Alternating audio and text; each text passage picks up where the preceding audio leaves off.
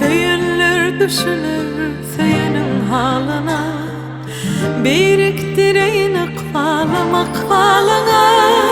Nerededir oğul canım, yüreğimde sana bağrım. Ay çok deyip gizledim, gel aydayda mehribanım. Yitiririn özümü gül yüzüm görmesim, oğudun bu sevgimi tapmarın gözlesim. Hastemin dermanım sen bolmasan, yine duygularım seni dinlesin. Hastemin sevgilim sen bolmasan, yine duygularım seni dinlesin.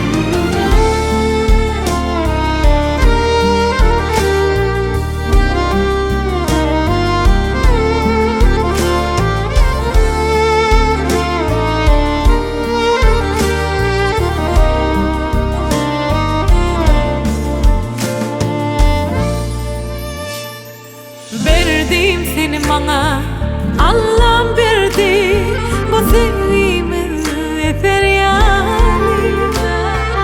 Dağ tüslen gözlerim bir seni gördü, bu aşkın gemisi yelkenim geldi. Nerededir oğul canım, yüreğimde sana bağrım. Ay çok deyip gizledim, gel aydayda mehribanım.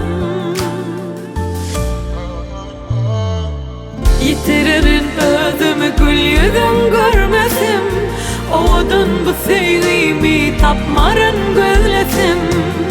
Hastemin dermanım sen bolmasan, yine duygularım seni dinlesin.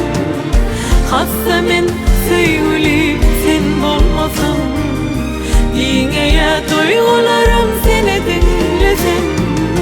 Yitiririn özümü gül yüzüm görmesem, oğudan bu sevgimi tapmarın gözlesem. Hastemin dermanım sen bolmasan, incel ya duygularım seni dinlesin.